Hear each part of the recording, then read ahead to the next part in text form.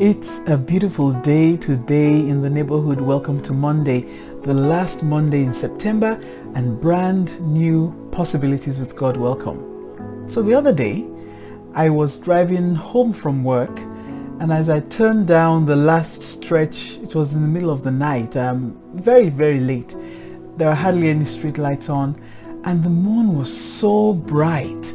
It lit up the road. It's like I had my personal torchlight or flashlight shining on the road leading me to where I was going. And as I was driving, I thought to myself, the moon is so beautiful, so bright. You know, some people say the moon waxes and wanes. Some people say the moon rises and falls. Some people say the moon is a half moon, quarter moon, is a red moon, is a harvest moon. All these things about the moon. But one thing that occurred to me as I was driving home is that the moon has no light of its own. None whatsoever. Just like, the moon has no light of its own. So all those lights you're seeing, the brightness of the moon, is actually what the sun is reflecting on the moon, and the moon is reflecting back to us on earth. Without the sun, the moon has absolutely no light. And you will notice that when there's an eclipse, they tell you is a full eclipse or half eclipse, all you can see is a tiny slither where the moon is still reflecting the rays of the sun. But when the earth stands completely between the sun and the moon is black. And that to me is amazing. So I said to myself, what has this got to do with my spiritual life? I want you to turn to John chapter 8 verse 12. John chapter 8 verse 12 says, "Then Jesus spoke to them saying, I am the light of the world. He who follows me will not walk in darkness, but will have the light of life."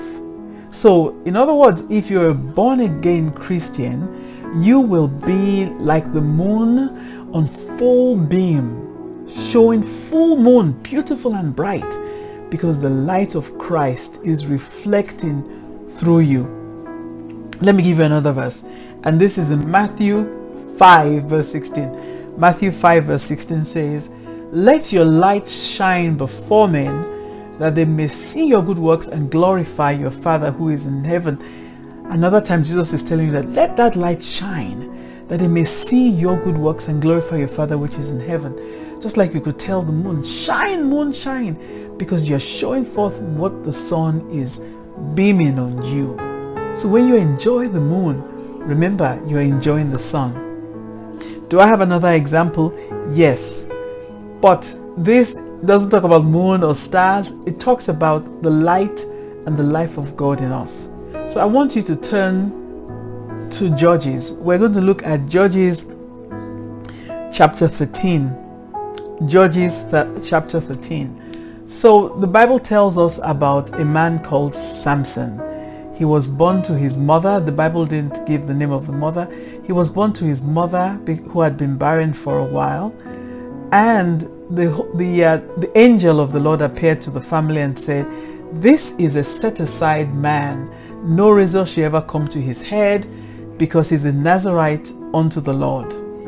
So when Samson was growing up, he grew up very strong. Very strong. But what happened to Samson? He fell to a lady called Delilah. And Delilah wanted to know the source of his strength. Or you could say Delilah wanted to know the source of his light.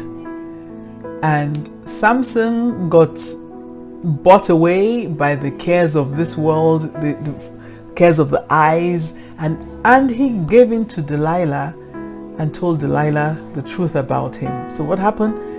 Delilah had his hair cut off, and all of a sudden Samson no longer had the light of Christ in him, the light of God in him, and he was just like an ordinary mere man. He lost all his strength. Has this ever happened to you? Yes, I'm sure it's happened to you. Not at a scale as it happened to Samson, but as a small scale, as a big scale, in your office place, in your car, driving home from work, you're singing and praising God for a wonderful day, and then someone cuts you off and boom, you just go into another person. Or someone comes to ask you a question at work and you just go off Because how dare they ask me that question? They already know the answer. What happened to the light of Christ in you? How come it's all of a sudden, is it like a switch? You turn it on, you turn it off? No, it shouldn't be that way. It should be constant. It should be a constant beam of light coming from the Heavenly Father through Jesus to us, to the world. Let's read that together.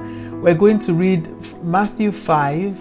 Matthew 5:16 says, "You are the light of the world, a city that is set on a hill that cannot be hidden." You are the light of the world, a city set on a hill that cannot be hidden.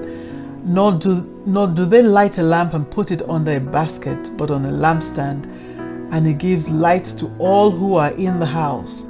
And it ends up in verse 16 by saying, "Let your light shine, let your light so shine before men that they may glorify your Father and see your good works and glorify your Father which is in heaven." Let your light so shine that they may see your good works and glorify your Father which is in heaven. So the next time you look at a bright moon, harvest moon, blood moon, whatever kind of moon you look at, and you're admiring the light of the moon, remember you're admiring the light of the sun being reflected in the moon.